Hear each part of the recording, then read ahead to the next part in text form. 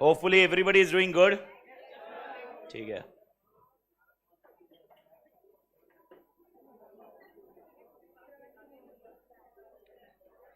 Okay मालिक, सो settle down. Basically हमने जो शुरुआत की थी, सबसे पहले स्ट्रैटेजी पढ़ी, स्ट्रैटेजी के बाद स्ट्रैटेजिक मैनेजमेंट पढ़ा।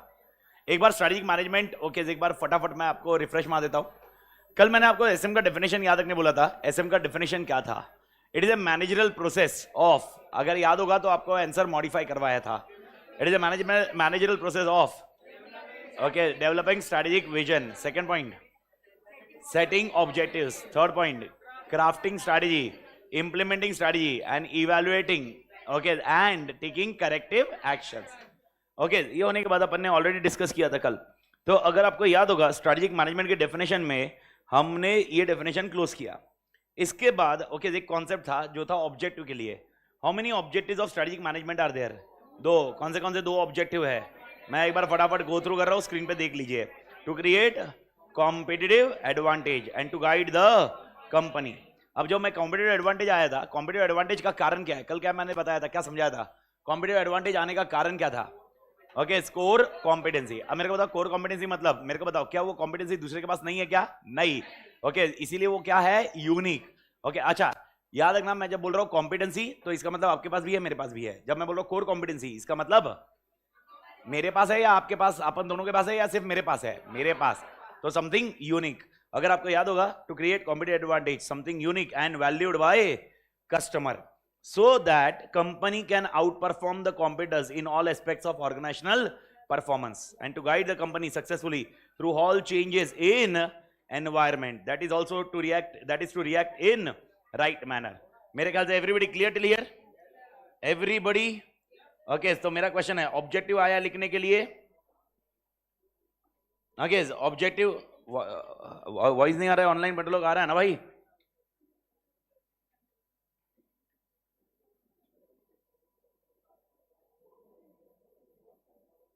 ओके, क्लियर ना? ठीक है, ओके मालिक। तो पहला और दो कॉन्सेप्ट है, एक है to competitive advantage and second point है okay, to guide the company. अब देखिए, अगर आपने पढ़ लिया, गुड इनफ नहीं पढ़ा है, तो इस कॉन्सेप्ट में आगे अगर आप देखोगे, एक छोटा सा पैराग्राफ दिया है। ये पैराग्राफ अंडरस्टैंडिंग पर्पस के लिए, इसको आपको थियरी में इग्नोर करना है। सर फिर आप ये डिलीट क्यों नहीं कर दिए? रीजन सिंपल है, एमसीक्यू वगैरह कुछ पॉइंट पे आता है, कुछ एलिमेंट पे आता है, इसलिए अपने पास एटलीस्ट 2-4 अटेम्प्ट तक अपन रिस्क नहीं ले सकते मालिक, क्योंकि अपने को मालूम ही नहीं है क्वेश्चन किस बारे में आएगा, कैसे आएगा। तो we need to be clear. जैसे मैंने आपको पहले बोला, अपने को 100% सिलेबस करना जरूरी है एट एनी कॉस्ट, अगर मतलब भले ही वो एक बार गो थ्रू हो जाए या समथिंग लाइक दैट। तो इसमें क्या एलिमेंट है देखिए, सबसे पहला पॉइंट अगर आप देखोगे स्क्रीन पे, अब ये पॉइंट है ना, सिर्फ अपन अंडरस्टैंडिंग पर्पस के लिए कर रहे हैं। Strategic management involves developing companies vision, environmental scanning both external internal, strategy formulation, strategy implementation and evaluation and control. मेरे को बताओ, क्या ये अपना चैप्टर 5 में आने वाला है? अरे कल बताया था ना चैप्टर 5 में। अरे मां कसम यार, आवाज नहीं आ रही है। चैप्टर 5 में याद है कि नहीं? चैप्टर 5 का अगर आपको याद होगा, क्वेश्चन का नाम क्या था? Stages involved in strategic management. Second scenario अगर देखोगे, ओरिजिनली कॉल्ड, क्या नाम दिया है? Business policy. हाईलाइट कर लीजिए, originally called business policy. What was a traditional name of strategic management? What was strategic management called earlier? उसको क्या बोला जाता था? तो उसको नाम क्या दिया जाता था? Business policy. आप ये ध्यान रखना। तो स्ट्रैटेजिक मैनेजमेंट बोलना अपन ने अभी शुरू किया है, पर अर्लियर डेज में हम इसको नाम क्या देते थे? Business policy. बढ़िया, okay. Strategic management emphasise the monitoring and evaluation of external opportunities and threats in the light of company strength and weakness and designing strategies for survival and growth of the company. यानी मेरे को बताओ, अगर मैं बोल रहा हूं strategic management का ट्रेडिशनल हिस्सा, याद रखना ये एसएम का ट्रेडिशनल हिस्सा है। यानी एसएम की अगर हिस्ट्री जाननी है तो traditional, okay, SM traditional way, okay. अगर मैं बोल रहा हूं एसएम को ट्रेडिशनली जानना है, मुझे बताइए क्या सीन है? ओके,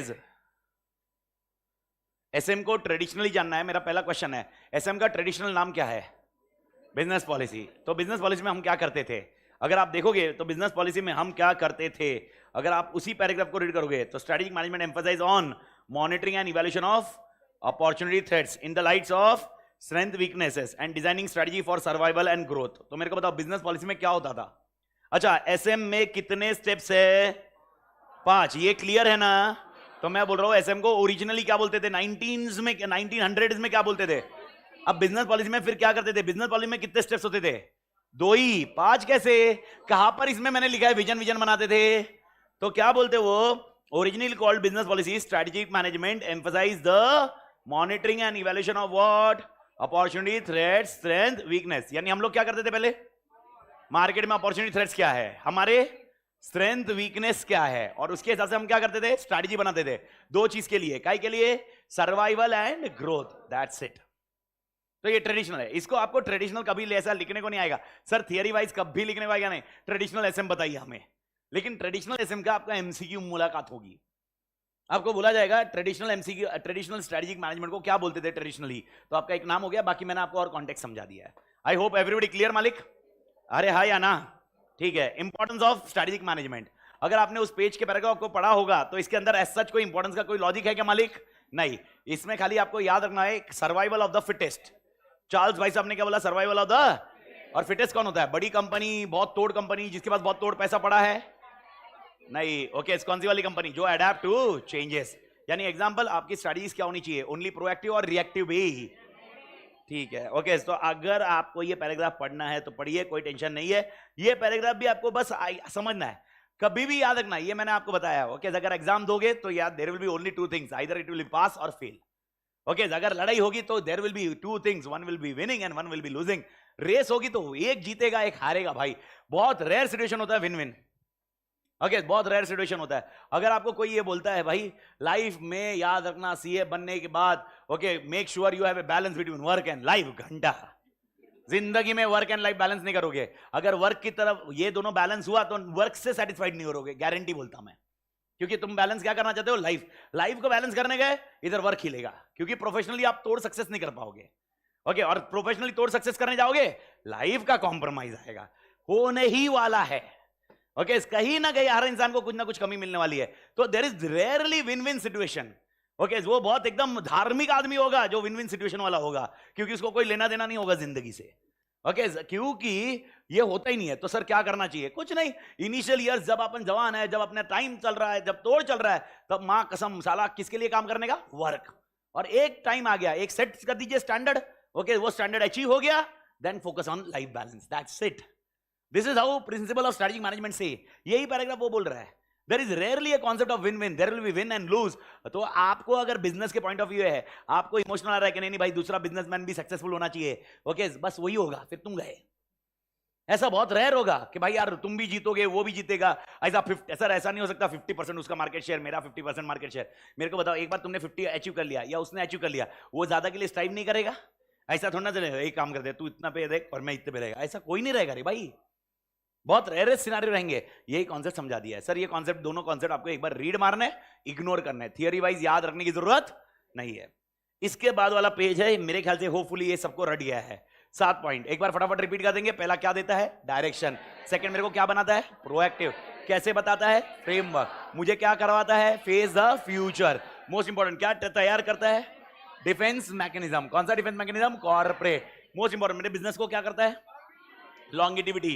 एंड लास्ट कॉन्सेप्ट है बॉस क्या डेवलप करता है? Core competency and perfect. Okay, competitive advantage आने देगा। आत्मा क्लियर है? इसके अपने अपने पॉइंट बताए थे, आपको रटना है। ओके, क्या सर ये एग्जाम में आ सकता है? मुझे नहीं मालूम, पर टेस्ट सीरीज में जरूर है। ठीक है मालिक, तो आपको ये क्लियर है। इवन यानी अपन अगले हफ्ते जब वॉल्यूम 2 सॉल्व करेंगे उसमें भी एक बार लिखेंगे, और आपकी टेस्ट सीरीज रहेगी उसमें भी रहेगा, पर क्वेश्चन क्रैक होना चाहिए, ये आंसर लिखना है। क्वेश्चन इज वेरी इंपॉर्टेंट, बाकी तो छोड़ दो, तो वो क्रैक करना स्किल्स अलग रहेगा। तो आंसर वाला पॉइंट क्लियर है मालिक? तो 7 पॉइंट आपको ध्यान में रखने हैं। 7 पॉइंट होने के बाद आपको और एक क्वेश्चन आता है, कौन सा मालिक? लिमिटेशंस। इसमें मेरे को ऐसा नहीं लगता है कुछ थियोरेटिकली कुछ हाईलाइट करना है, इसको आपको जो रेड है वो उसको अच्छे से रीड करके याद रखना है, बात खत्म। अगला सवाल है आपका limitations of SM. How many limitations of SM are there? Okay, बस जिंदगी अपनी ऐसी ही है, एनवायरमेंट ऐसा ही होने वाला है, और हम अपनी जिंदगी वैसे ही जिएंगे। आग लगने दो। ओके, आग लगे बस्ती में। ओके, तो अपना कॉन्सेप्ट एकदम सिंपल है, मस्त रहो मस्ती में, आग लगे बस्ती में। क्या ऐसे ऐसे में चलेगा क्या? नहीं। ऐसे में आपका अगर आग बस्ती में लगी, वो आग आप तक पहुंचने वाली है, क्योंकि वो आपका डिसीजन मेकिंग किसके ऊपर निर्भर है? एनवायरमेंट, आग के ऊपर, कौन था आग के ऊपर? डिसीजन आग के ऊपर निर्भर है। ओके, एनवायरमेंट के ऊपर निर्भर है डिसीजन। तो इसीलिए एनवायरमेंट क्या है? Highly complex and turbulent. इसीलिए कभी कभी इस एनवायरमेंट को समझना, मैं कीवर्ड हाईलाइट कर लूं, देख लीजिए। इसलिए कभी कभी इस एनवायरमेंट को डिफिकल्ट टू अंडरस्टैंड है। Okay, and exactly pin point how it will shape in future, यानी भविष्य में ये एनवायरमेंट कैसे जाएगा, ये बहुत मुश्किल है। तो मेरे को तो भविष्य के बारे में सोचना, क्या ये डायरेक्टली कैलकुलेशन है या एस्टिमेट्स होते हैं? एस्टिमेट। क्या एस्टिमेट्स रॉन्ग हो सकते हैं? ये बताते हैं एस्टिमेट्स क्या हो सकता है, ऑफुली गो रॉन्ग, एंड आपकी सारी स्ट्रेटेजिक प्लान को जियोपार्डाइज कर सकता है, यानी मां कसम तुम्हारी लग सकती है। ओके, सबसे important point, the environment effect as the organization has to deal with, कौन कौन नाम बोले थे कल मैंने? Supplier, customer, government and other external factors. मेरे को आपके मसाले में ना ये दिखना चाहिए, इंग्लिश आप बना लो, मेरे को कोई दिक्कत नहीं है, बस मेरे मसाले में मेरे को ये दिखना चाहिए कि भाई जब आप एनवायरमेंट को टर्बुलेंट बोल रहे हो और कॉम्प्लेक्स बोल रहे हो, तो उसका अंदर का कंटेक्स्ट मेरा क्या होना चाहिए? मेरे ख्याल से मसाला समझ में आ रहा है मालिक? तो मेरा कंटेक्स्ट ये होना चाहिए भाई, एनवायरमेंट लिखते वक्त ओके मुझे इसको अंडरस्टैंड करना डिफिकल्ट है। ओके, फ्यूचर के बारे में एस्टिमेट्स करना मेरे लिए मुश्किल है, इसकी वजह से जो भी मेरे प्लान्स होंगे वो बहुत डिफिकल्ट होते जाएंगे। Okay, and to be very precise, इसके लिए प्रॉब्लम क्या होता है, ये डील करना पड़ता है मुझे 4 नाम याद रखने के, supplier, customer, government and external factors. Okay, तो thus relying on business strategy blindly could go absolutely wrong if environment is turbulent.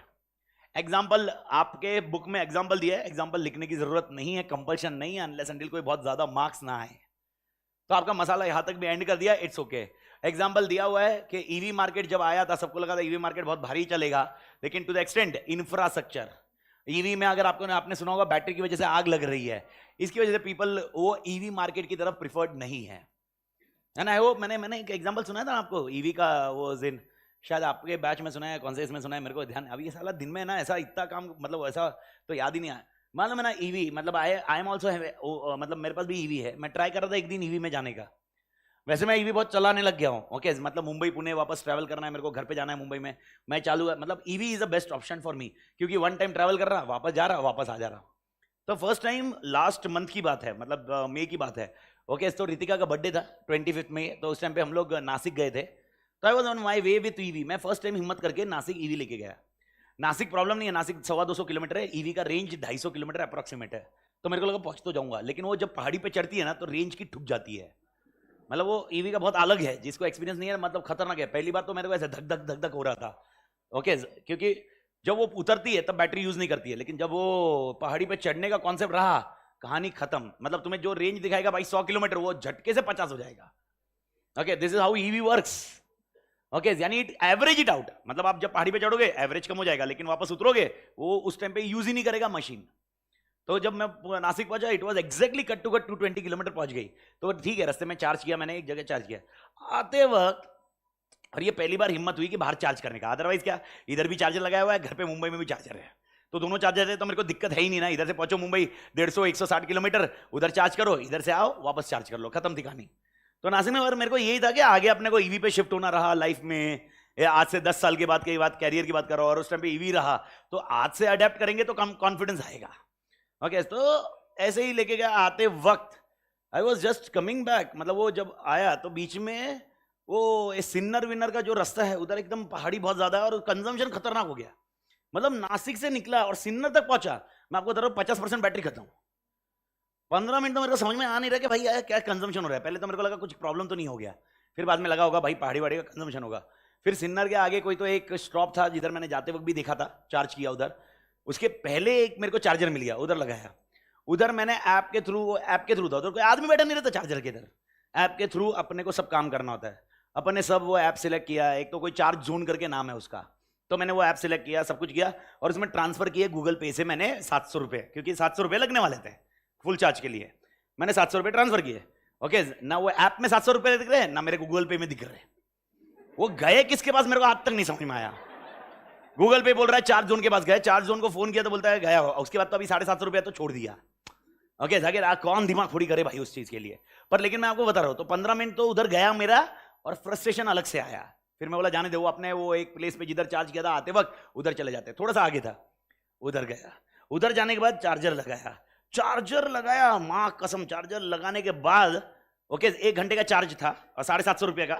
Okay मैंने ऐसे फिट कर दिया 15 मिनट में मेरे को मतलब हम लोग फिर होटल में उधर बाजू में ब्रेकफास्ट कर रहे थे, नाश्ता कर रहे थे। 15 मिनट के बाद मैसेज आया चार्जर बंद हो गया। उधर गया तो मुझे मालूम पड़ा कि चार्जर बंद हुआ। तो फिर वापस अपन क्या करते अपना इंडियन कल्चर रीस्टार्ट। तो अपन ने वापस निकाला, वापस डाला, फिर वापस चालू किया। 15 मिनट वापस हुए, मतलब मैं साला मैं उधर खाना खा रहा, अचानक आ रहा चार्जर बंद हो गया। वापस गया, अब मैं चार्जर निकाल रहा हूं ना, निकल ही दे रहा। मैंने कम से कम आधा घंटा ट्राई किया होगा चार्जर निकालने की, निकाल, और वो ऐसे निकाल दिया और उसका टूट गया। वो 4 लाख का है। तो 4 लाख प्रॉब्लम नहीं था, बीच के रास्ते में वो 4 लाख प्रॉब्लम था। तो मेरे को समझ में आया नहीं क्या करूं। 15 मिनट तो 15-20 मिनट तो सेंसलेस हो गया। एंड आफ्टर 15-20 मिनट, एंड मैं आपको बता रहा हूं ये 25th मई की कहानी है भाई साहब। मतलब ऐसा भी नहीं बहुत पुरानी कहानी बता रहा हूं मैं, रीसेंट। मतलब अपन ऑलरेडी ऐसा बोल रहे हैं कि ईवी को अडेप्ट कर चुके हैं। अपन बोल रहे हैं कि इंफ्रा है, चार्जर बहुत जगह है, चार्जर चलाना आना चाहिए पहला पॉइंट। ये ऐसा नहीं है ये चार्जर निकाला डाला, ऐसा भी होता तो सुकून मिलता।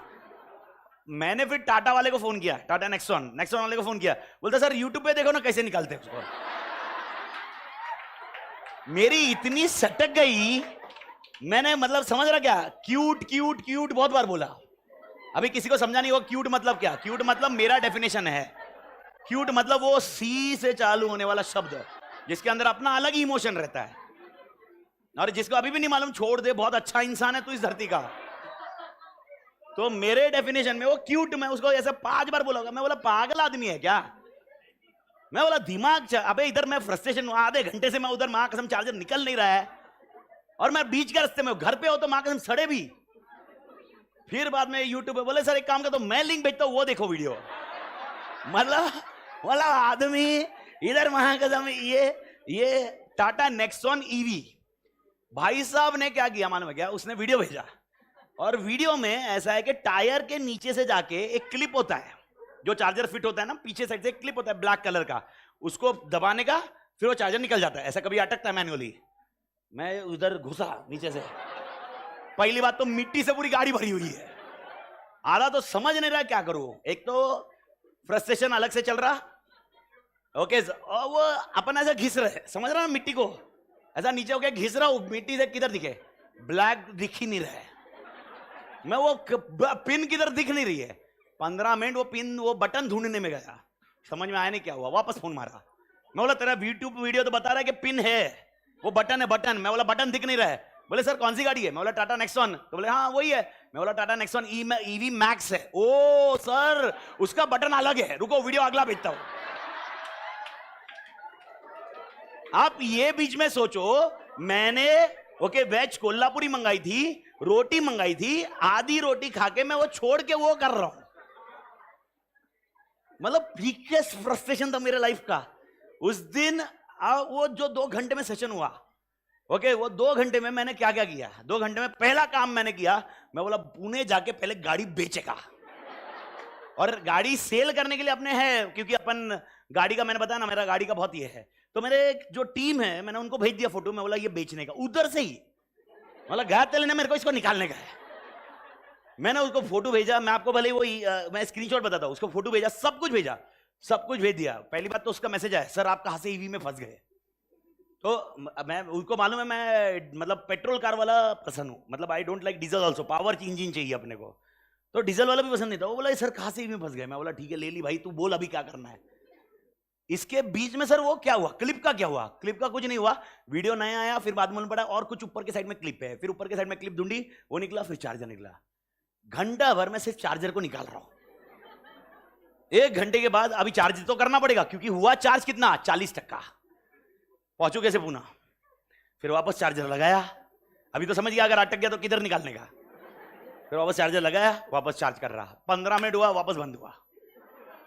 मतलब तीसरी बार किस्सा, मेरा हाइट मतलब वो शॉर्ट हो रहा था। फिर वो चार्ज जो है ना चार्ज जोन, उसको फोन किया, मैं बोला क्या ऐसा हो रहा है। वो बोले सर गर्मी है ना इसलिए 15-15 मिनट में कट ऑफ हो जाता है। तो सर मैं बोला करना क्या, बोले कुछ नहीं, वापस निकल के वापस डालने का। मतलब वहां कसम में 1.5 घंटा ये इसमें। और फिर मेरे को एक गाड़ी क्यों ऐसी चाहिए थी जिसका ये पॉइंट था, एक एवरेज का, एक रूटीन कार के लिए चाहिए, जो अपना मतलब स्टाफ वगैरह किसी को भी जाना आना रहा इसके लिए चाहिए मेरे को। तो वो उसमें एवरेज पॉइंट मकेश, क्योंकि मेरी गाड़ी जो रहेगी वो एवरेज के लिए नहीं रहती, पर भाई बाकी तो घर के काम के लिए, इधर का travelling time and other thing.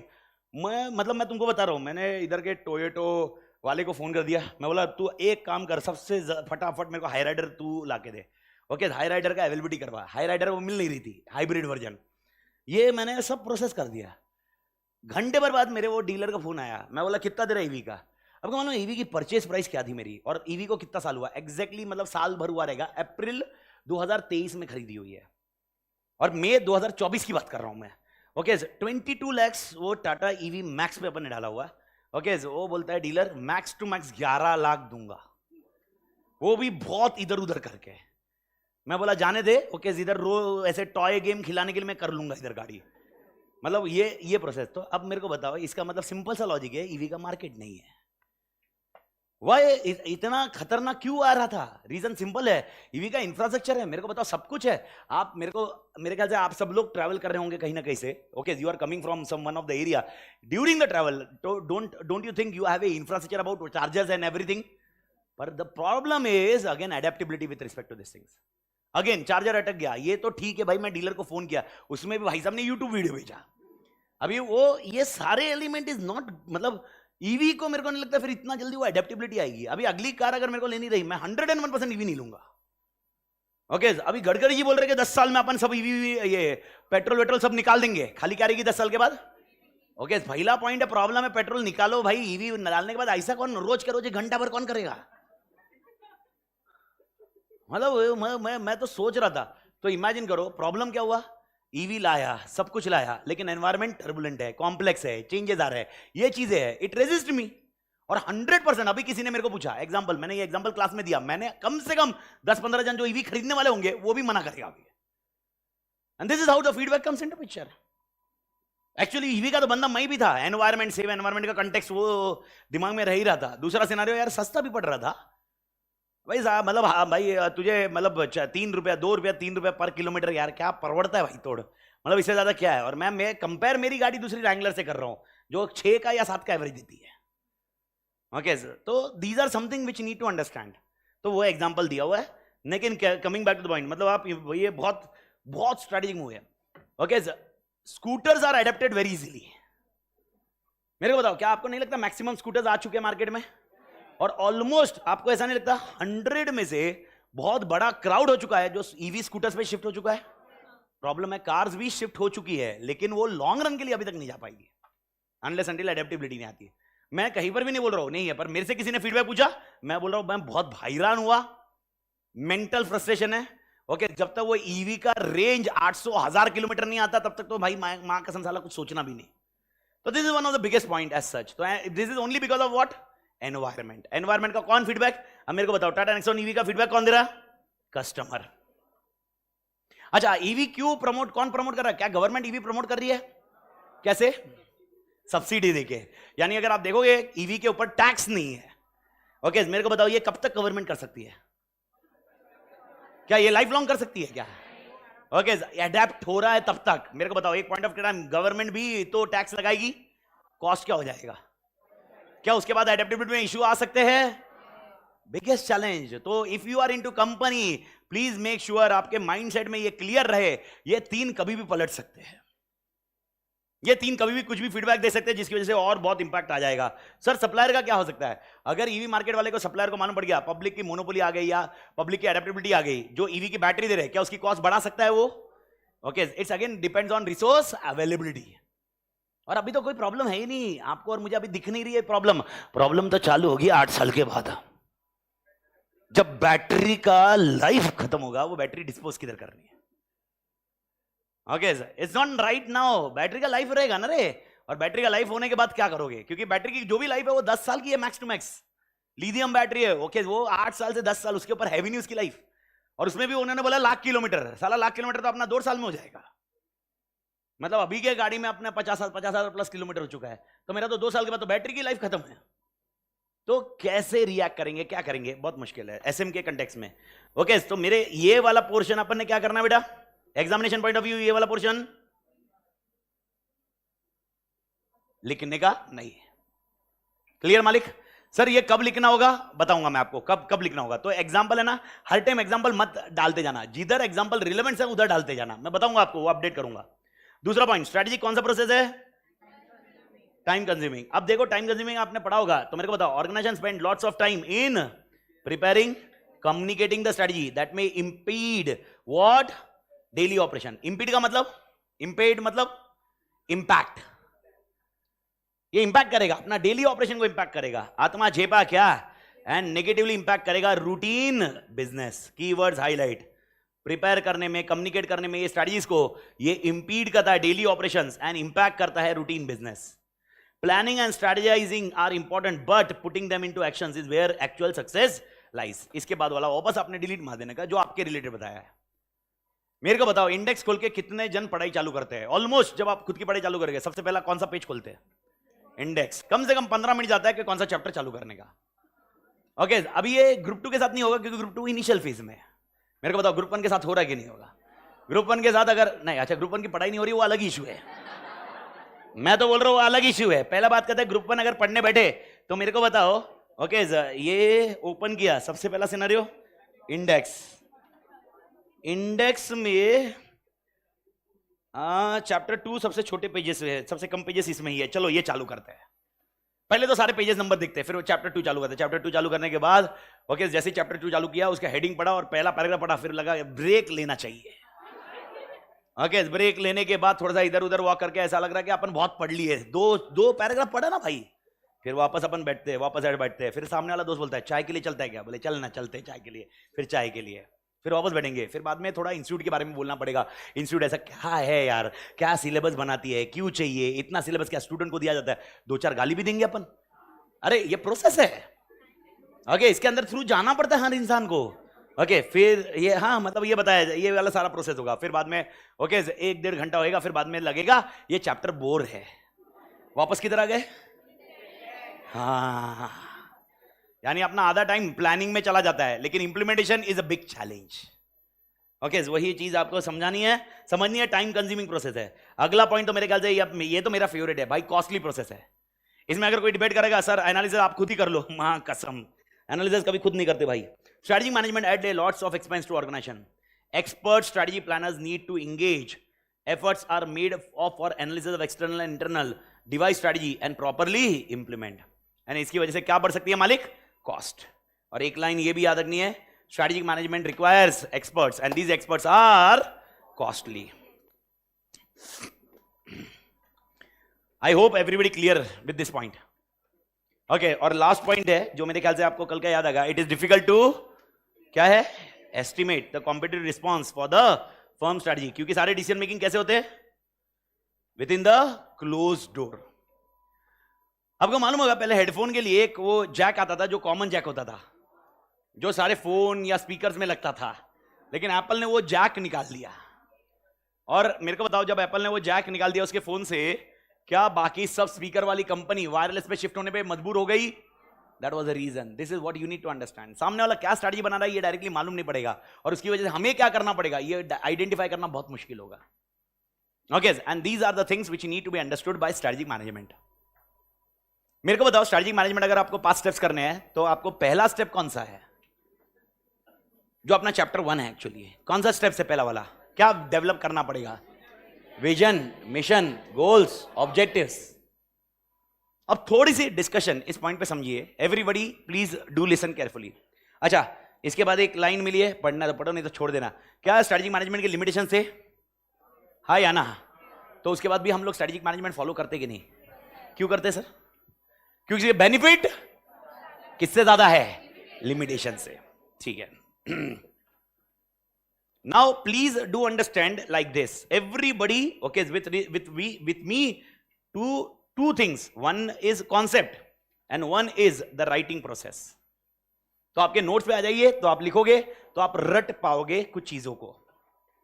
Okay, अपन ने एसएम के चार्ट बना दिए ना मालिक? ठीक है, मेरे को बताओ आपके चार्ट में तीसरा हिस्सा कौन सा है? नहीं वो एसएम का सेकंड हिस्सा, मेन चार्ट मेन चार्ट मेरे को बताओ क्या क्या चीज। अच्छा, मेन चार्ट याद ही नहीं है आपको? मेन चार्ट को भूलो मत, ये मेन चार्ट था आपका, याद आया? तो इसमें से पहला क्या अपन खत्म कर चुके हैं? यस। क्या सेकंड क्लोज हो चुका है? Yes. Now we are going on third क्या नाम है? Vision, mission, goals, objectives. अब विजन, मिशन, गोल, ऑब्जेक्टिव्स को थोड़ा सा टेक्निकली समझेंगे और कुछ कीवर्ड्स के साथ जाएंगे. सारी आत्मा मेरे साथ. ऑनलाइन पढ़ रहे लोग तोड़ मेरे साथ रहिए. ओके, नोट्स में रहिए, आपके सीक्वेंस ऑफ नोट्स में रहिए. ओके सर, ये नोट्स लिख रहे हैं, मैं आपको ऑलरेडी बता चुका हूं, पर वापस मैं क्लियर कर देता हूं. ये नोट्स खाली आप अपने रिवीजन के लिए लिख रहे हो. ये नोट्स आपके बेस नहीं है. ये नोट्स आपको बस रिफ्रेश हो रहा है, फटाफट देख रहे हैं, आपका लिखना प्रैक्टिस हो जा रहा है. कुछ रटना है तो वापस रिपीट करना है, वापस आप लिखते जाइए. इट्स लाइक योर बुक जहां पर आप प्रैक्टिस करते रहे हो. तो हम सबसे पहले ओके एक डेफिनेशन को समझेंगे जहां से ये कॉन्सेप्ट आया. ओके, 5 फेज जो आपने एसएम का पढ़ा, उसमें जो पहला फेज था, अगर वो पहला फेज नहीं रहा तो क्या एसएम सही तरह से होगा क्या? क्यों? Why you think vision, mission, goals, objectives are the starting point for SM? हाँ, अगर आपने सुना होगा ट्रेडिशनली, आपको आज का लेक्चर में समझाया, मैंने एक मार्क करवाया था एमसीक्यू के लिए. ट्रेडिशनली इसको एसएम को नाम क्या दे रहे थे? और बिजनेस पॉलिसी क्या करता था? क्या विजन, मिशन, गोल, ऑब्जेक्टिव जाता था या डायरेक्टली एनालिसिस करता था? एनालिसिस. और एनालिसिस करके स्ट्रेटजी बनाता था, ताकि स्ट्रेटजी में हम क्या कर सके? ओके, अपन अपना सर्वाइवल देख सके और एक्सपेंशन कर सके. पर क्वेश्चन आया, जो रीसेंट एसएम है या अपन जो एसएम पढ़ रहे हैं, ये एसएम बोलता है बिना विजन, मिशन, गोल, ऑब्जेक्टिव्स के जाना नहीं चाहिए. तो मेरा क्वेश्चन है, क्या ये विजन, मिशन, गोल्स, ऑब्जेक्टिव बहुत अटमोस्ट नेसेसरी है? क्या कोई ऐसी कंपनी ऐसा बोल सकते अपन बिना विजन के चले जाए? अच्छा चलो, एक केस स्टडी अपनी हो चुकी है. आज भी वो, कल उसने काम किया, कल वो आया अपना पेंटर, अपना प्रेम. ओके, इसने आया, सब चेक किया, कल गया, कल वापस बज रहा था, तुम लोग निकल गए, उसके बाद बजना चालू हुआ, वापस बजना बंद हो गया. नहीं तो निर्मा के मेरे को 1-2-3 चीजें है. और कमिंग वीक में अपन मंडे या ट्यूसडे दोनों में से एक दिन, डिपेंड मेरा कंटेंट कौन से वाले पे पहुंचता है. मेरा अगर मिशन खत्म हो जाता है मंडे, मतलब डिपेंडिंग ऑन सिनेरियो, उस टाइम पे अपन क्लोज करेंगे. एल्स ओके ट्यूसडे पे जाएगा. तो मंडे ट्यूसडे अपनी अगली केस स्टडी आ जाएगी, जिसके ऊपर अपन ये देखेंगे. और केस स्टडी होपफुली, अच्छा मैं वापस है, केस स्टडी मैंने ये शेयर करूंगा, ये शीट सब शेयर कर दूंगा. केस स्टडी का फायदा क्या होगा मेरे लिए, या मेरे लिए केस स्टडी क्यों मैटर करेगी? मेरा सिंपल सा आंसर, सिंपल सा क्वेश्चन होगा, जब मैं कोई कॉन्सेप्ट पे जाऊंगा, उस केस स्टडी के रेफरेंस में जाऊंगा. मेरा क्वेश्चन है, निरमा में करसन भाई पटेल, उनका विजन था या नहीं था? क्या विजन था? ओके, क्या था उनका विजन? मेरे को बताओ. वो विजन नहीं होता तो उस डायरेक्शन में वो काम ही नहीं करते. ओके, उन्होंने बिना विजन के कोई काम किया ही नहीं है. बस आप उसको फॉर्मली कैसे बोलते हो, वो आपकी चॉइस है. ओके, उन्होंने क्या बोला था, मुझे क्या करना है, मुझे वॉशिंग पाउडर निकालना है, ये क्लियर था. अच्छा, वॉशिंग पाउडर कौन सा वाला निकालना है, महंगा वाला या सस्ता वाला? अच्छा, सस्ता वाला जो है एनवायरमेंट पे अच्छा हो या एनवायरमेंट पे खराब हो, क्योंकि कोई भी सस्ती चीज का पॉइंट है ही. और मैंने आपको ये बताया था, मालूम है सर्फ एक्सेल ने तो ऐसा भी ऐड किया हुआ है, हर सस्ती चीज अच्छी नहीं होती है. ओके, कविता चौधरी के साथ, ओके वो ऐड में है अपने पास, लेकिन ये ऐड है. ओके, फिर भी माइंडसेट नहीं बदल पाया, क्योंकि वो सस्ती चीज अच्छी थी. तो करसन भाई पटेल वॉज विथ विजन और नॉट? ओके, जब निरमा नाम रखा है, ये रखा, वो सिचुएशनल बेस है.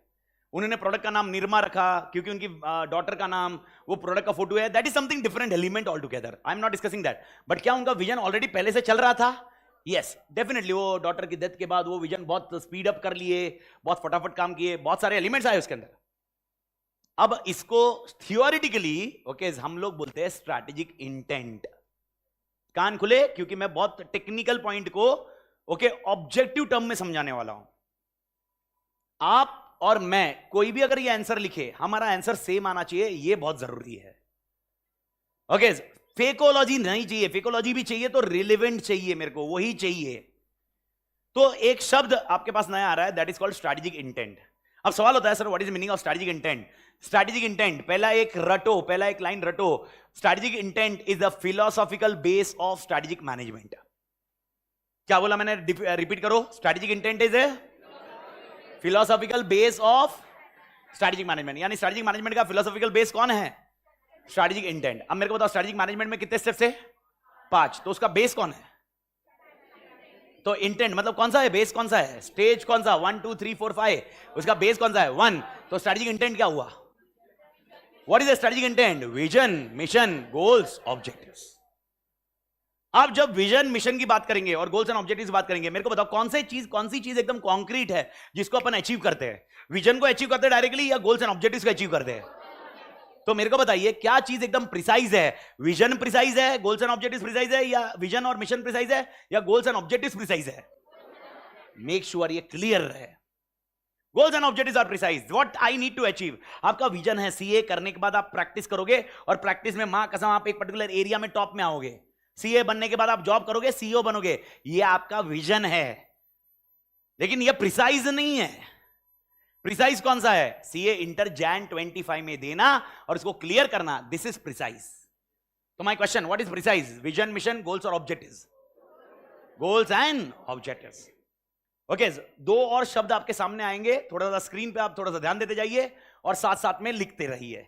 तो सबसे पहले मैं स्ट्रेटेजिक इंटेंट के पैराग्राफ को क्लोज कर रहा हूं। सारी आत्मा एकदम तोड़ वैसे रटने की कोशिश करिए, क्योंकि चैप्टर 1 में यह कहानी बार बार आने वाली है। मतलब एटलीस्ट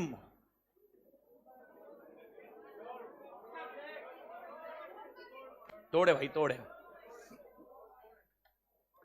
ध्यान रखने का, झाड़ वाड़ के नीचे जाने का नहीं। नहीं, बरसात में बोल रहा हूं, please make it clear with the interpretation बड़ी। ओके, तो एवरीबडी, सर ग्रुप 2 में सिर्फ रटना है। ग्रुप 2 में नहीं, ग्रुप 1 ग्रुप 2 तेरी जिंदगी सब कुछ रटना ही है। तेरी पूरी जिंदगी रटी हुई है, समझ में आ रहा है? ओके, अगर तेरे को रटना नहीं है तो दूसरे कंट्री में जाके एग्जाम देने का। Sir are this country option available? Yes, go to US. पूरा सीए एग्जामिनेशन एमसीक्यू में होगा। हाँ, तो यूएस के एग्जामिनेशन जो जिसका नाम क्या होता है सीए के कोर्स का? सीपीए। सीपीए का there is no examination which is theory. All theory papers are MCQ only, complete 100% MCQ. At least किस्मत अच्छी है, अभी 100 मार्क का लिखने का नहीं है, 30 मार्क एटलीस्ट एमसीक्यू हो गया। नहीं तो एक टाइम था 100 मार्क लिखने के होते थे। तो ठीक है, जब तक है तब तक है। ओके, आगे की जनरेशन के लिए आप चेंज करवाइए, आइए। ओके, सीए बनने के बाद इलेक्शन में जाइए, सीट जीतिए, फिर एक पोर्टफोलियो मांगिए और पोर्टफोलियो मांगने के बाद एजुकेशन में कुछ तोड़ करिए। आधे जन बोल रहे नहीं चाहिए, ऐसा नहीं चाहिए, नहीं चाहिए बोल के मां कसम साला सब, और फिर बाद में गाली देता है, सर क्या सब रट नहीं है? तो फिर तो अभी कोई चेंज नहीं कर रहा तो रट नहीं है। ओके, मेरे को करना ही नहीं था, मेरे को तो रटने में आसान लग रहा। I am very happy with रटना। ओके, क्योंकि मेरे लाइफ में मेरे को एक ही सब्जेक्ट आते हैं, मतलब जो सब्जेक्ट है वो थियरी आती है। अगर आपने मेरे को प्रैक्टिकल सॉल्व करने बोला, मां कसम बोल रहा हूं मैं, ब्लंडर है मेरे लिए। तो मेरा स्ट्रेंथ है थियरी। मैंने स्कोर भी उसमें किया, मैंने रिजल्ट्स के इसमें स्कोर भी उसमें ही रहा है भाई। तो भाई साहब, मार्क्स वार्क्स के ऊपर बाद में देखेंगे, आज का तू चर्चा मेरी छोड़, निर्मा के बारे में सोच, क्योंकि शुरुआत करते वक्त निर्मा में आ रहा है। पहला सिनारियो, एसआई का फुल फॉर्म स्ट्रैटेजिक इंटेंट। मैं चार्ट अभी तक बना नहीं रहा हूं, चार्ट नहीं बना रहे, पहला एक बार हेड स्ट्रक्चर रेडी कर रहे हैं। स्ट्रैटेजिक इंटेंट मतलब क्या? तो पहला लाइन मैंने क्या बोला? Strategic intent is a philosophical base of SM. तो पहला point, strategic intent is a philosophical base of SM. Okay sir, क्या है मतलब? It is a purpose, okay, it is a purpose which organization wants to achieve। यानी एक purpose है जो organisation क्या करना चाहता है? हासिल करना चाहता है। डेफिनेशन तैयार कर रहा हूं मैं आपको धीरे धीरे। मैंने बोला स्ट्रैटेजिक इंटेंट पे आंसर लिखिए। पहली लाइन क्या लिखोगे? It is a philosophical base of SM. Second line क्या लिखोगे? It is a purpose for which organization wants to, it is a purpose which organization wants to achieve. It is a statement, it is a statement. अच्छा, मेरे को बताओ strategic intent में क्या क्या आता है फिर? अच्छा, पहला वापस क्लियर करते हैं। एवरीवन ऑनलाइन बट लोग clear cut clear cut clear cut clear cut. Strategic intent मतलब फिलोसॉफिकल बेस सबको समझा? पांच स्टेज में से बेस कौन सा है? पांच स्टेजेस में से बेस कौन सा है? पहला बेस है, तो पहले में कितनी चीजें? 4। तो आप ये 4 चीजों को दिमाग में रख के आंसर लिखिए। ओके, यानी मेरे को बताओ, क्या विजन, कंपनी का विजन स्टेटमेंट होता है? यस। क्या कंपनी का मिशन स्टेटमेंट होता है? यस। तो इसीलिए इसका पॉइंट आता है, it is a statement, it is a statement. Okay, which is a perspective, which is a perspective which leads organization. It's a perspective, it's a statement which is a perspective which leads organization to reach its reach its क्या word, vision. ये एक statement है जो organisation का perspective है, okay, उसको achieve करने में मदद करता है, और वो पर्पस क्या है, विजन। आप देखो वर्डिंग्स क्या क्या आ रहे हैं। तो पहला पॉइंट तो आसान है रटने के लिए, दूसरा पॉइंट भी इज ओके, थर्ड पॉइंट में थोड़ा सा एडिशनल एफर्ट्स करिए। ओके, तो क्या है, स्टेटमेंट है, क्या है मालिक, स्टेटमेंट। ओके, तो it means strategic intent is nothing but a idea. क्यों सर ये आइडिया क्यों बोला हुआ है, क्योंकि मैंने बोला ना तू फिलॉसफी झाड़ना मत, लेकिन मेरे को बताओ विजन और मिशन क्या है, विजन क्या है एक्चुअली, नहीं विजन क्या है, प्रिसाइज है या जनरल है, तो डोंट यू थिंक विजन एक फिलॉसफी है तेरी। ओके, विजन क्या है, फिलॉसफी है, तो क्या है विजन, क्या है तेरा, क्या है आइडिया। तो पहला पॉइंट पे वापस ये याद रखिए। ओके सर, स्ट्रेटेजिक इंटेंट क्या है, एक आइडिया जिसको ऑर्गेनाइजेशन को क्या करना है, organization is desiring to achieve in, किधर, करंट में या फ्यूचर में, फ्यूचर। मां कसम ये इतना ध्यान रखना चाहिए मालिक। ओके, ये तोड़ ध्यान रखना चाहिए। अब मैं आऊंगा कॉन्सेप्ट पे, बट बिफोर दैट पहले ये 4 पॉइंट आप थोड़े से एफर्ट्स करिए, 2 मिनट लगाइए, 2 मिनट में इसको रटिए। सबसे पहला point, okay, strategic intent. Strategic intent को लिखिए। स्ट्रेटेजिक इंटेंट कितने पॉइंट लिखोगे, 4। अब ये मैं 4 पॉइंटर बोल रहा हूं, तो एग्जाम में 4 पॉइंटर लिखोगे क्या, नहीं, पूरा पैराग्राफ बनाओगे। तो पहला पॉइंटर क्या होगा, कीवर्ड्स उठाओ, फिलोसॉफिकल बेस। सेकंड पैराग्राफ क्या होगा, एक पर्पस है जो ऑर्गेनाइजेशन को अचीव करना है, ठीक है। तीसरा पॉइंट क्या लिया है, स्टेटमेंट है जो कंपनी का क्या बताता है, पर्सपेक्टिव, जिसकी वजह से उनको क्या अचीव करना है, विजन। और चौथा सिनेरियो क्या लिखा हुआ है, ये क्या है, आइडिया, ओके, जिसको ऑर्गेनाइजेशन को अचीव करना है कहां पर, फ्यूचर। थोड़ा सा दिमाग लगाना है, थोड़ा सा मालिक, ज्यादा नहीं। अगर आपको समझ में आ रहा है तो इसके अंदर सब कुछ दे दिया है। अगर मैं बोलूं, मेरे को बताओ, ओके, क्या ये इसको क्या बोलोगे, ये आइडिया को क्या बोलोगे अपन अपनी भाषा में, विजन। स्टेटमेंट जिससे वो विजन अचीव होगा, mission. Mission is a statement जिससे अपन क्या अचीव करते हैं, विजन। और ये क्या है, पर्पस, मतलब क्या, गोल्स एंड ऑब्जेक्टिव्स। तो उसके डेफिनेशन में सारी चीजें दे दी गई है। ओके, अब मेरे को बताओ कौन सा प्रिसाइज था, गोल्स एंड ऑब्जेक्टिव्स, और कौन सा एक एम्बिग्यूटी वाला आंसर है। तो कभी भी रट लेना दिमाग में, ये चीज तोड़ रट लेना। ओके, देयरफॉर कॉर्पोरेट लेवल 2 चीज बनाएंगे और बिजनेस लेवल 2 चीज बनाएंगे। कॉर्पोरेट लेवल 2 चीज क्या बनाएंगे, क्या बनाएंगे कॉर्पोरेट लेवल, विजन और मिशन। कॉर्पोरेट लेवल 2 चीज बनाएंगे, विजन और मिशन। तो बिजनेस लेवल क्या 2 चीज बनाएगा इधर ही तो ट्विस्ट था। बिजनेस लेवल कभी भी गोल्स एंड ऑब्जेक्टिव्स नहीं बनाता। गोल्स एंड ऑब्जेक्टिव्स कौन बनाता है, फंक्शनल लेवल, क्योंकि एक्चुअली फंक्शनल लेवल को मालूम है क्या अचीव होने वाला है। मेरे को बताओ अगले महीने अगले महीने का 10 करोड़ का टारगेट, ये कौन सेट करेगा, फंक्शनल लेवल का कौन सा डिपार्टमेंट, सेल्स। दिमाग लगाओ थोड़ा सा, गोल्स एंड ऑब्जेक्टिव सेट करने वाला कौन है, फंक्शनल लेवल। तो फिर बिजनेस लेवल क्या करता है, बिजनेस लेवल, 2 नए शब्द आपके दिमाग में आ रहे हैं। बिजनेस लेवल सेट करता है business definition and business model. 2 चीज सेट करता है। मैं समझा तो क्या है, आपके बुक में नहीं लिखा, बुक में मतलब मॉड्यूल में नहीं लिखा है बिजनेस डेफिनेशन क्या होता है, बिजनेस मॉडल क्या होता है। मैं इसके ओफू दे रहा हूं। आपके बुक में सिर्फ 4 चीजें लिखी हुई है। कौन सी 4 चीजें, vision, mission, goals and objectives. Business model और बिजनेस डेफिनेशन खाली कीवर्ड यूज किया गया है मालिक, पर बिजनेस मॉडल और बिजनेस डेफिनेशन क्या होता है। मेरा पहला पॉइंट, बिजनेस डेफिनेशन मतलब क्या। अच्छा, टाटा ग्रुप क्या सेट करेगा, vision, mission, goal and objective. अपने एग्जांपल पे जाते हैं, चलो क्या सेट करेगा, फटाफट बोलो। ओके, क्या सेट करेगा, विजन और मिशन, ये 2 सेट करेगा। कौन सेट करेगा, टाटा ग्रुप।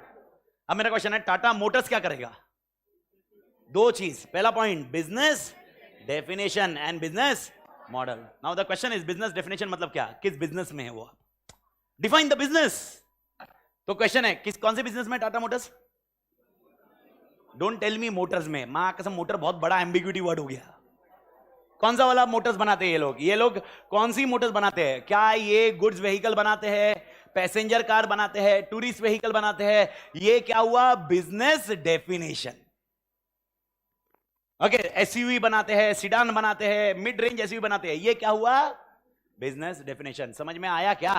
तो मेरे को बताओ, ओके भाई साहब, अगर मैं मेरी बात करूं, एटी एकेडमी, अमित तातेड़ का बिजनेस डेफिनेशन क्या है। ओके, मैं कौन से बिजनेस में हूं। ओके, तो basically I am into teaching business, मैं कौन से सब्जेक्ट पढ़ाता हूं, ये मेरा बिजनेस डेफिनेशन है। मैं कौन से लेवल को पढ़ाता हूं, ये मेरा बिजनेस डेफिनेशन है। I hope you are getting the point. Okay, अब मेरे को बताओ, मैं मुंबई में भी लेक्चर लेता हूं, पुणे में भी लेक्चर लेता हूं। मुंबई में मेरी खुद की क्लास है, ओके, और पुणे में मैं किसी के साथ में एसोसिएटेड हूं। Example, I am associated with Vinod sir. Okay, अब मेरे को बताओ, पुणे में आपने फीस किसको भरी? ओके, वी स्मार्ट या एक्सपर्ट, यही लॉजिक होगा। यानी technically you have connected with Vinod sir for me. Okay, तो मेरे को पैसा किससे लेना है? विनोद सर से। अब मेरे को बताओ, विनोद सर क्या करेंगे? विनोद सर पर स्टूडेंट जो आया होगा उसका कुछ परसेंटेज काटेंगे उनके इंफ्रा के लिए और कुछ बाकी मेरे को देंगे। This is my business model. Mumbai में पूरा पैसा मेरा होता है और फिर मैं इंफ्रास्ट्रक्चर का पैसा निकालता हूं और फिर उसमें से पैसा मैं यूज करता हूं। This is called business model. Distributor को अपन देते हैं गुड्स। ओके, मेरे को बताओ, डिस्ट्रीब्यूटर खाली डायरेक्टली मेरे को बताओ फ्री ऑफ कॉस्ट काम करता है क्या? तो डिस्ट्रीब्यूटर कैसे चार्ज करता है? कमीशन। वो कमीशन पे लेता है। इसको हम लोग क्या बोलेंगे? बिजनेस डेफिनेशन नहीं, बिजनेस मॉडल। ये कौन डिसाइड करेगा? Business level management. मैं आपको वापस समझा देता हूं, ये दोनों चीज आपके सिलेबस में खाली कीवर्ड्स के हिसाब से दी हुई है, लेकिन अगर बाय चांस कोई भी गलती से एमसीक्यू आ गया, आप सॉल्व करने लायक होने चाहिए। अगर मैं आपको यह बता रहा हूं मेरे बिजनेस में मैं क्या क्या देता हूं, आपका आंसर क्या होगा एमसीक्यू में? Business definition. और मैं कैसे डील करता हूं, डीलिंग कैसे हो रही है, इसको बोलेंगे बिजनेस मॉडल। अगर कोई इधर, अच्छा मेरे को इस चीज को बताओ, ये बिजनेस डेफिनेशन है, बिजनेस मॉडल है, मैं कुछ भी ट्विस्ट कर सकता हूं, मैं तुझे चोमू भी बना सकता हूं। ओके, मैं अपने एम्प्लॉय को सैलरी देता हूं और सैलरी मैं देता हूं मैं 6 महीने की एक साथ में।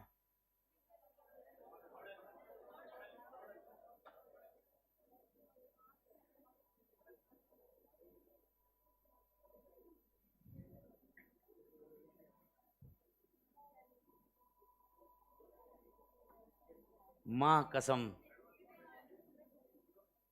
मतलब अपन दिमाग नहीं लगाएंगे ऐसा सोच ही लिया है क्या अपन ने? अपन सोच ही चुके हैं क्या? थोड़ा सा मैंने क्या बोला, मैं चोमू बना सकता हूं, तुम चोमू बन रहे हो। सैलरी कौन सा डिपार्टमेंट देता है? तो कहां से बिजनेस लेवल में डाल रहे हो? आपके गोल्स एंड ऑब्जेक्टिव्स को अचीव करने का एक तरीका है, दैट इज ए फंक्शनल की स्ट्रेटजी, फंक्शनल का पॉइंट। बिजनेस मॉडल, बिजनेस समझ में कुछ आ रहा है? अच्छा, मैं अकाउंट्स मेंटेन करता हूं। अच्छा, अकाउंटिंग सिस्टम दो हो सकते हैं, मर्केंटाइल एंड कैश बेसिस। मैं कैश बेसिस रखता हूं, ये कौन सा पॉइंट है? बिजनेस मॉडल, बिजनेस डेफिनेशन है? नहीं, अकाउंटिंग है। वो कौन सा है? Functional level. I hope you are getting the point. तो sir business model, business definition, broader view पे देखो। Business level manager, Tata motor का सीईओ क्या करेगा? तो टाटा मोटर का सीईओ बोलता है अपन सीडान में जाने वाले, अभी सीडान चालू करेंगे, साला कॉम्पीट करेंगे। कौन सा वाला? Business level. Okay, Tata group ने बोला अपने को एक्सपांशन करना है, मेरे को सेल्स ज्यादा चाहिए, तुम्हें जितना फैक्ट्री चाहिए उतना स्पेस मैं देने को रेडी हूं। टाटा मोटर बोला ठीक है मैं एक्सपांशन करता हूं, एक काम करते हैं सीडान में करते हैं। तो टाटा मोटर ने बोला सीडान में करना is nothing but business model, business definition. अब जब सीडान में करेंगे, हम सीडान को बेचेंगे कैसे? तो मैं स्ट्रक्चर लगाया कि भाई हम डिस्ट्रीब्यूटर के थ्रू बेचेंगे और हर डिस्ट्रीब्यूटर को 30% कमीशन देंगे। Business model. तो आप धंधा कैसे कर रहे हो? धंधा कैसे कर रहे हो? धंधा कैसे कर रहे हो? बेच कैसे रहे हो? क्रेडिट पे गुड्स बेचूंगा मैं और 2 महीने के बाद मैं पैसे लूंगा। Business model. मैं गुड्स क्या डील करता हूं, ये क्या हुआ? Business definition. आई होप क्लियर है मालिक? अरे हाँ या ना? अरे समझा कि नहीं? तो पहला चीज क्या समझ में आया अपने को? अगर मैं कुछ शब्द पूछता हूं पहले ना, अगर कुछ भी याद नहीं रहना ना, टाटा, टाटा मोटर्स और उसके नीचे के फंक्शन, इसमें बिठा के देखो किस में जाता है, फिर उसको दिमाग लगाओ। ओके, और मेरे को बताओ फंक्शनल लेवल क्या देखेगा? फंक्शनल लेवल क्या देखेगा मेरे को बताओ? Goals and objectives. और मैंने क्या बोला? गोल्स एंड ऑब्जेक्टिव्स अलग अलग है या सेम है? लिखना कैसे आंसर मेरे को वो चाहिए। नहीं, इंटरचेंजेबली मैंने डायरेक्टली पहला लाइन लिखेंगे, इंटरचेंजेबली यूज नहीं, पहले समझाओगे गोल्स फिर समझाओगे। ओके, बॉस कौन सा लॉन्ग टर्म है, कौन सा शॉर्ट टर्म है? ओके, कौन सा टाइम फ्रेम में होगा? ऑब्जेक्टिव। कौन सा कॉन्क्रीट होगा? मैं ही जहर खाता हूं। ऑब्जेक्टिव, सब ऑब्जेक्टिव होने वाला है। कॉन्क्रीट भी कौन? ऑब्जेक्टिव। टाइम फ्रेम में कौन? ऑब्जेक्टिव। अगले 1 साल में मुझे सीए इंटर क्लियर होना है, ऑब्जेक्टिव। गोल्स में ये सब चीजें मिस होती है। ओके, लेकिन उसके बाद मसाला कैसे क्लोज करोगे? Goals and objectives are, I hope मेरे ख्याल से थियरी बैठ रही है दिमाग में। मेरे को, मैं वापस बता रहा हूं आपको और मुझे, एक ही चीज ऑब्जेक्टिव है, अपने को एग्जाम में स्कोर करना है। और स्कोर करने के लिए तेरे को निरमा कितना अच्छे से आता है या उसका जिंगल कितना अच्छे से आता है, घंटा कोई फर्क नहीं पड़ता। तो आंसर कितने अच्छे से लिखता है और मॉड्यूल से कितना मैच करता है, उस पर सारी कहानी है भाई। तेरे को और मुझे पास होने का कॉन्सेप्ट तो डिस्कशन में मैं ला ही नहीं रहा हूं। मैं 60, 70, 80 ये रेंज की बात कर रहा हूं, जिसमें तो एफएम के ऊपर निर्भर होगा। लेकिन मैं एफएम का कंट्रोल कर सकता हूं क्या? नहीं। तो मैं किसको कंट्रोल कर सकता हूं? एसएम। तो एसएम में अपने टारगेट को बात करते हैं। तो भाई पहले से ध्यान रख लेना। तो मेरा क्वेश्चन है, कॉर्पोरेट लेवल क्या डिसाइड करता है? स्क्रीन में से ध्यान रखो, vision mission. Okay, business level क्या डिसाइड करता है? Model and business definition. तो मेरे को बताओ, बिजनेस मॉडल बिजनेस डेफिनेशन किसके हिसाब से होने चाहिए? Vision and mission. Everybody clear? और ये सब चीजों में प्रिसाइज कौन है? नहीं, फंक्शनल नहीं बोलोगे, प्रिसाइज नाम क्या है? Goals and objective. इसके बाजू में लिख दोगे ये क्या है? प्रिसाइज।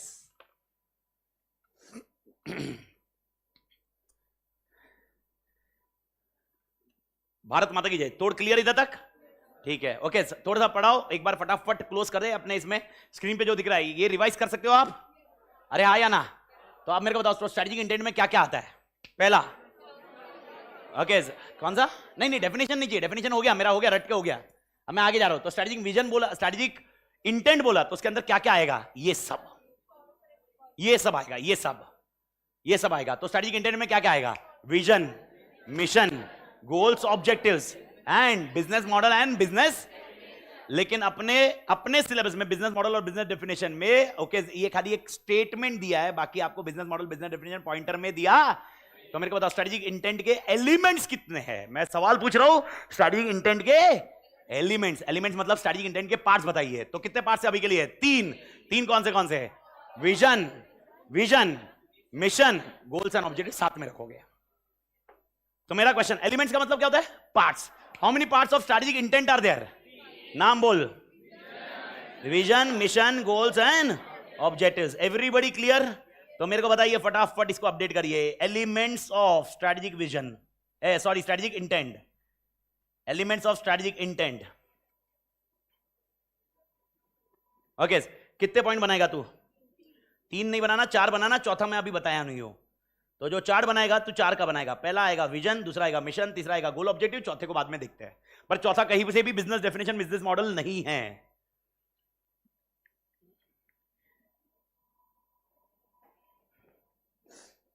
अब ये थोड़ा सा रोज का थोड़ा पॉइंट है। अभी मैं रोज मतलब ये कि मेरा वो मतलब 5:45 तक अपन का रह जाता है मालिका। मतलब मैं कोशिश भी करूंगा तो भी वो हो ही रहा है, क्योंकि वो स्टार्ट आगे पीछे। तो उतना एडजस्ट कर लेना मालिक, है ना। और कोई एक आध दिन थोड़ा सा टाइम मेरे को ज्यादा दे देना। जिस दिन मेरे को क्वेश्चन बैंक रहेगा, मैं आपको एक दिन पहले बता दूंगा। क्वेश्चन बैंक अपन 2 दिन में डिवाइड नहीं करेंगे, 1 दिन में डिवाइड करेंगे। तो खाली उस दिन थोड़ा सा बैठ जाएंगे, चल जाएगा ना एक्स्ट्रा। एवरीबॉडी उतना सा कर लेना भाई बस, क्वेश्चन बैंक के लिए, क्योंकि टुकड़ों में करना मेरे को बोर हो जाएगा। जिस दिन वॉल्यूम 2 चालू करे उस दिन दिमाग में रख लेना भाई 15-20 मिनट एक्स्ट्रा बैठने का अपने को। मतलब मेरे को 1.25 घंटा 1.5 घंटा लग सकता है, 1.25 घंटा अप्रोक्सीमेटली मेनली। तो वो उतना सा माइंडसेट क्लियर रखना उस दिन का। ओके सर, विजन रटने की कोशिश करो। मेरे को बताओ विजन मतलब क्या? नोट्स में मत देखो, नोट्स के बिना। विजन क्या होता है? लॉन्ग टर्म या शॉर्ट टर्म? पक्का? Okay, long term. जो स्ट्रेटजी में वर्ड था ना वही वर्ड इधर यूज करना है। लॉन्ग टर्म क्या है? ब्लूप्रिंट।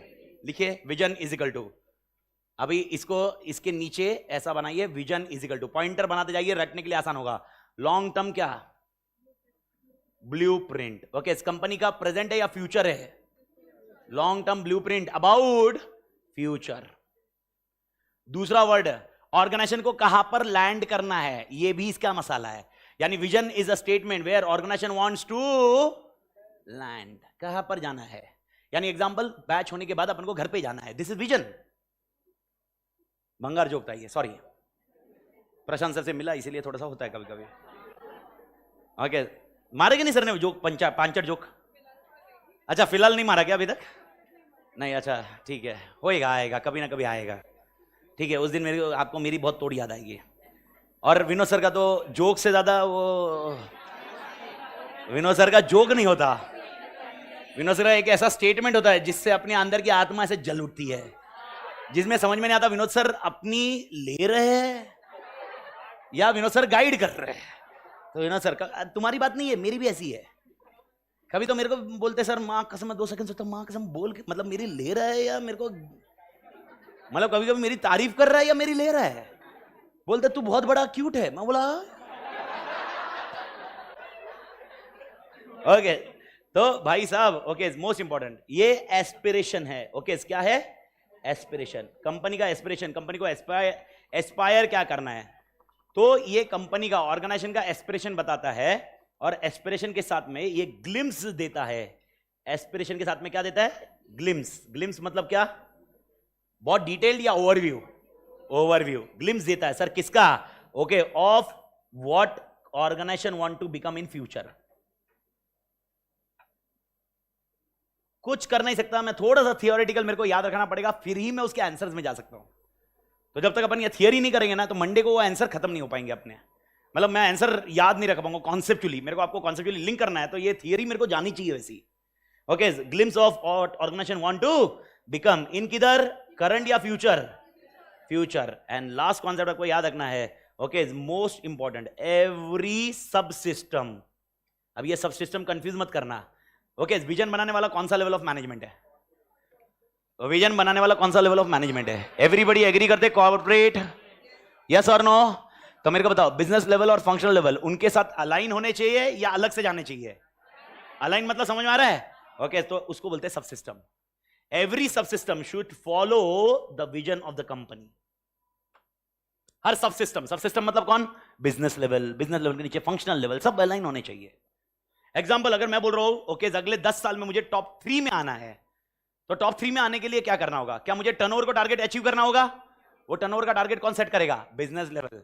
वो टर्नओवर के टारगेट को महीने का, वीक का, ये कौन सेट करेगा? Functional level. ये हो गया विजन की कहानी। मैं आपको बता रहा हूं, विजन की कहानी को तोड़ रट लीजिए, क्योंकि अगर आप थोड़ा सा टेक्स्ट बुक को अगर घुमाना चाहते हो, तो आप देखो आपको आगे विजन के ऊपर क्वेश्चन है। यानी मंडे को अपना क्वेश्चन होगा, विजन के फीचर्स बताइए, कैरेक्टरिस्टिक्स बताइए। यानी अमित तेरे को विजन बनाना है, तो कैरेक्टरिस्टिक क्या है? अच्छा मेरे को बताइए, क्या विजन तेरा और मेरा सेम होना चाहिए क्या? नहीं। तो विजन कैसा होना चाहिए? यूनिक या सेम? यूनिक। ये पॉइंट, ऐसे कैरेक्टरिस्टिक्स होंगे। जैसा विजन गया, इसीलिए अब जब वो कैरेक्टरिस्टिक्स लिखने को आएंगे, तो तुझे मसाला वापस किसका लिखना होगा? विजन का। तो विजन के कीवर्ड क्या क्या हुए मेरे को बता। विजन में क्या क्या लिखा? सबसे पहला स्ट्रैटेजी का डेफिनेशन ही लिखा बे। ओके, तो तेरे स्ट्रैटेजी का डेफिनेशन, तो पहले इसमें तो दिमाग लगाना ही नहीं पड़ा तेरे को, ये ब्लूप्रिंट है। दूसरा वर्ड क्या याद रहेगा? ऑर्गेनाइजेशन को कहां लैंड करना है। Everybody clear? तीसरा क्या देता है ये? एस्पिरेशंस। चौथा क्या देता है ये? ग्लिम्स। और हर सब सिस्टम को क्या फॉलो करना पड़ेगा? विजन। इससे आप पैराग्राफ बनाइए भाई साहब। कीवर्ड्स को ध्यान रखिए। I hope everybody is clear. Okay, technically अगर मैं इसको और आगे बोलूं, तो भाई साहब मसाला खत्म हो गया, लेकिन टेक्निकली और आगे बोलूं, मुझे 10 साल बाद कौन से मार्केट में डील करना है, 10 साल के बाद मेरी टेक्नोलॉजी क्या होगी, 10 साल के बाद मेरे कस्टमर क्या होंगे, ये मैं डिफाइन करूंगा। आज मैं क्या हूं, ये क्या है? आज मैं क्या हूं? मिशन। आई होप क्लियर है। तो मेरे को बताओ, क्या मिशन के बिना काम अधूरा रहेगा? यस। मिशन कौन बनाएगा? मैं अभी ये बता चुका हूं, मैं एक्सपेक्ट कर रहा हूं कि इतना आपको आना चाहिए।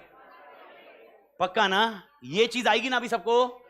बस इतना एक्सपेक्ट कर रहा हूं मैं। तो मेरे को बताओ, मिशन भी बनाने वाला कौन? कॉर्पोरेट। सर मिशन में क्या होगा? मिशन में बताया जाएगा फर्म कौन से बिजनेस में है, firm is in which business. अब मेरे को बताओ, कौन से बिजनेस में जाना है? मोटर में जाना है या स्टील में जाना है? कौन बताएगा? टाटा मोटर वाला या टाटा ग्रुप वाला? सोच समझ के बताओ, मेरे को मोटर में जाना है या स्टील में जाना है? कौन डिसाइड करेगा? समझ में आया? टाटा ग्रुप। तो मिशन कौन बनाएगा? टाटा ग्रुप। तो पहला पॉइंट भाई, फर्म को कौन सा बिजनेस करना है, फर्म को कौन सा बिजनेस करना है, ये क्लियरली समझाया गया है। दूसरा पॉइंट, रीजन क्या है, तेरा अस्तित्व क्या है, तेरे जिंदा रहने का रीजन फॉर एग्जिस्टेंस। मां कसम सर क्या ज्ञान छिपा है। अरे फिर यही है ज्ञान। मिशन, तू रीजन क्या है, तेरा जिंदा रहने का रीजन क्या है? भाई सीए करना। पागल, सीए तो एक ऑब्जेक्टिव है। ओके, अपना मिशन रीजन क्या है जिंदा रहने का? जिंदगी जीना है। अरे जिंदगी बहुत तोड़ है भाई। आगे कोई टेंशन नहीं, सब चीज का लाइफ में ऑप्शंस अवेलेबल रहता, कोई भी चीज को ज्यादा इमोशनली लेने का नहीं, लेकिन एकदम क्लियर है, डेडिकेशन से काम करने का, बात खत्म। तो दूसरा पॉइंट ये लोग बोलते हैं रीजन क्या है तेरे जिंदा रहने का। ओके, उसको हम स्टेटमेंट क्या नाम देंगे? मिशन। मैं वापस बोल रहा हूं, देखो आप, मैं लाइन से लाइन बता रहा हूं, ये सब एमसीक्यू बैंड बजाएगा। एक एमसीक्यू का क्वेश्चन दिखाऊंगा जिसमें आपको यह समझना पड़ेगा, आपको समझेगा नहीं विजन है या मिशन है, वो स्टेटमेंट। और उस टाइम पे ये सब चीजें लगानी पड़ेगी, क्वेश्चन वो किस कंटेक्स्ट में पूछा गया है। एग्जाम्पल, एक कंपनी बोल रही है कि भाई मेरे को आज से मतलब मेरे को ऐसा बनना है कि इंडिया में नंबर 1 हर्बल प्रोडक्ट्स देने वाला मैं ही सिर्फ अकेला हूं। ये क्या होगा, विजन या मिशन? विजन, मिशन नहीं है ये। और उसके लिए आज हमने कुछ टर्मरिक पाउडर्स निकाले जिसके अंदर हल्दी यूज करते हैं। This is what you need to understand. ये समझ में आना चाहिए। ये रटना एक कार्यक्रम हो गया, लेकिन वो एक्चुअल विजन मिशन के साथ क्रैक करने के लिए लॉजिक लगा। तो सेकंड पॉइंट क्या, रीजन क्या है तेरा? अस्तित्व का।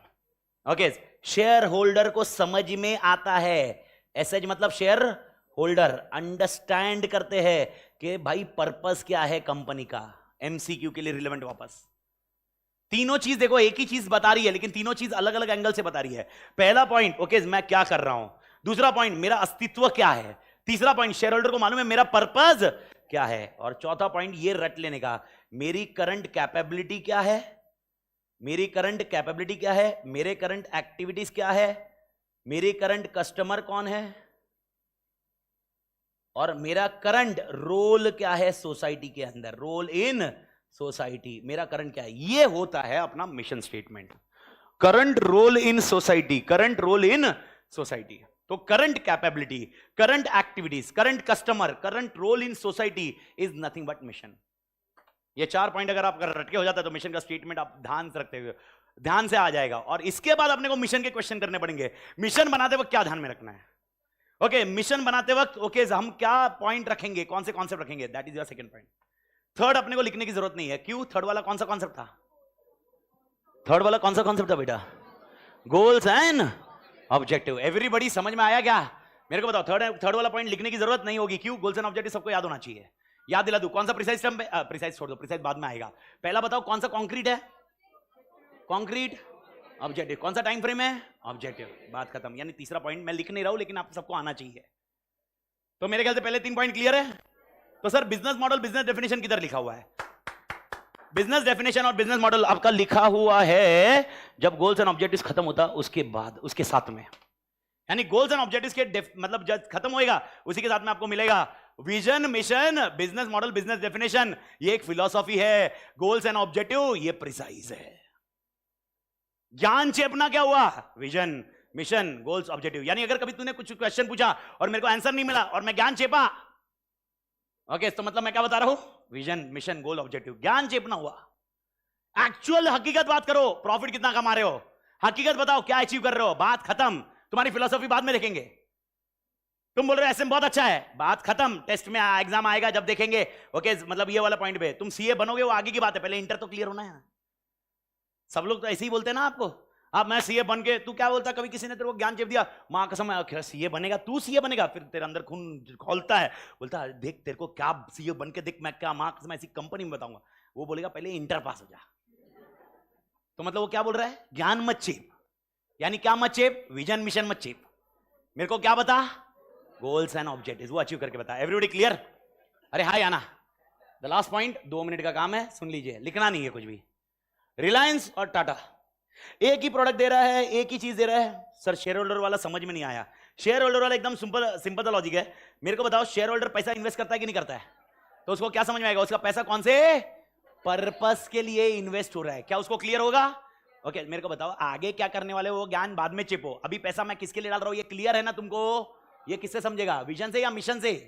मिशन से। ओके आई होप क्लियर मालिक। ओके अब मेरे को बताओ, अगर एक ही प्रोडक्ट टाटा वाला भी दे रहा है ओके और रिलायंस वाला भी दे रहा है, एक ही प्रोडक्ट, एक ही कॉस्ट, सब कुछ सेम, किससे परचेस? वाई? सोसाइटी के लिए। इसका मतलब देखो, इसका मतलब क्या? रिलायंस के पास विजन नहीं है क्या? रिलायंस के पास मिशन नहीं है क्या? रिलायंस के पास गोल्स एंड ऑब्जेक्टिव्स नहीं है? ओके मां कसम क्या मजाक कर रहे हो, उसके पास भी है, लेकिन वैल्यूज किसके पास ज्यादा अच्छे से है? तो आप मेरे को बताओ, ये सब कुछ हुआ लेकिन अगर वैल्यूज नहीं रही, ओके क्या आपका स्ट्रैटेजिक इंटेंट अच्छा रहेगा? Values matter a lot. और वैल्यूज के बारे में ना मतलब इतनी बड़ी चर्चा मिलेगी आपको चैप्टर 5 में, पूछो मत। वैल्यूज बहुत मैटर करता है। आप इमेजिन करो, आप मेरी कंपनी में ज्वाइन करते हो। मेरी कंपनी में मैं खुद मतलब एक कंपनी में काम करता हूं, एचडीएफसी बैंक में काम करता हूं मैं, मतलब मैं करता भी था, तो एज्यूम करते हैं मैं एचडीएफसी बैंक में तुम्हारा सीनियर हूं। तुम आते हो ऑफिस ज्वाइन करते हो और तुमको दिखता है कि मैं क्या करता हूं, मैं है ना ओके ऑफिस टाइमिंग में बाहर घूमने जाता हूं, ओके टवाए क्या करता हूं, ओके मेरे को बताओ, इनिशियली तुम बहुत सही तरह से रहोगे, लेकिन don't you think over a period of time तुम भी यही करोगे? This is organization culture, this is something. और ये क्यों टॉलरेबल हो रहा है? क्योंकि कंपनी इसके लिए स्टेप्स नहीं ले रही होगी। तो कंपनी कब सीरियस होगी इस चीज के लिए? जब कंपनी वैल्यूज को इज्जत देगी, वैल्यूज के बारे में कंसीडर करेगी। इसीलिए स्ट्रैटेजिक इंटेंट बोलता है ओके ये 3 चीजें तो तू कर रहा है वो ठीक है, लेकिन ये 3 चीजें किसके बिना बेकार है? Values. And values are inherent for every organization. मैं वापस बोल रहा हूं इनहेरेंट। मैं अपनी लाइफ में बहुत सारी चीजों को लेकर क्लियर हूं, जिसमें से 2 चीज मैं हमेशा क्लास में बताता हूं। ड्रिंकिंग क्लियर हूं, इसमें ये वैल्यूज है मेरे इसमें।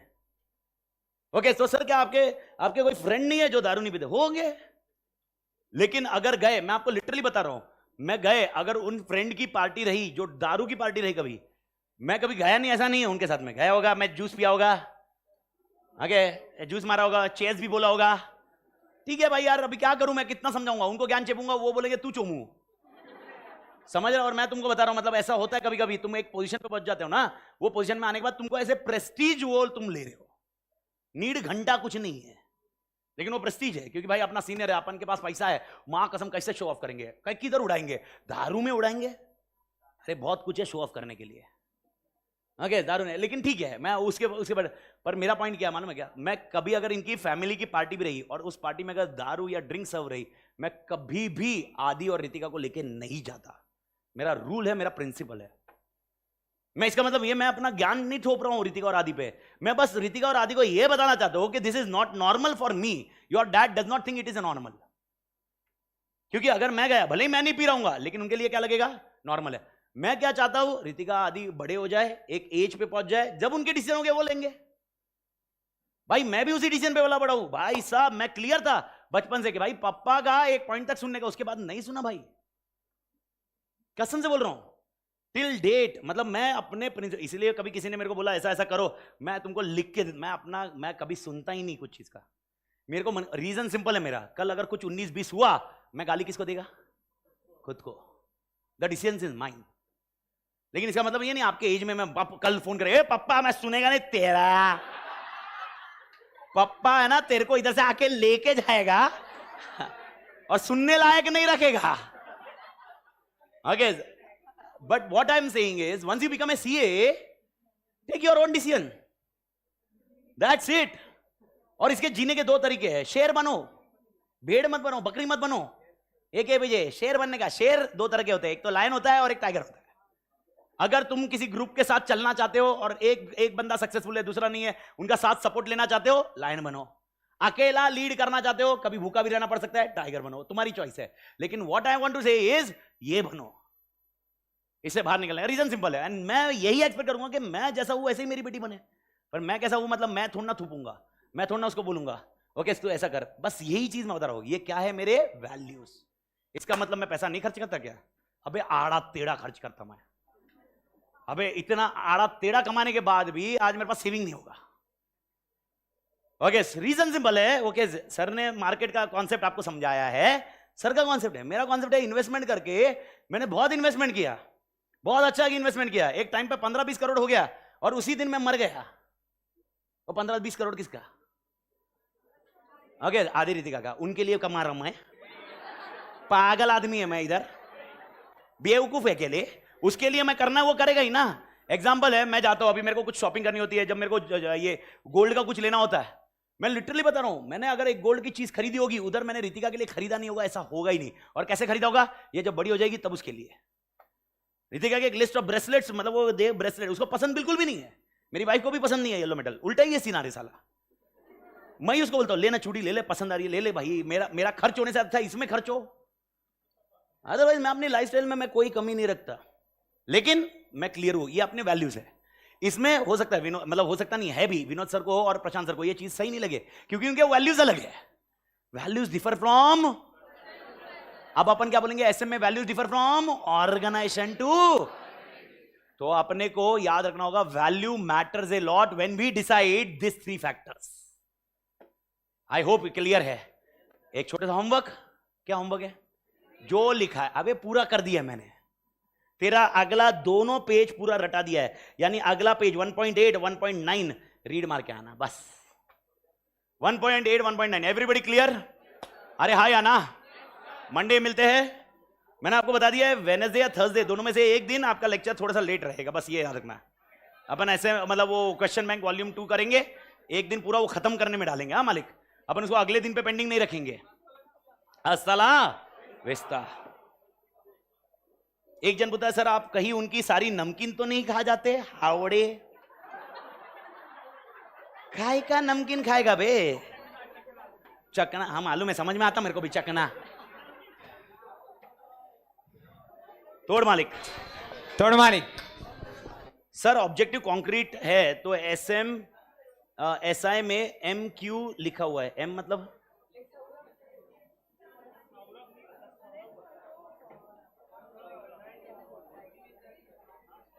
ऑब्जेक्टिव कॉन्क्रीट है बेटा।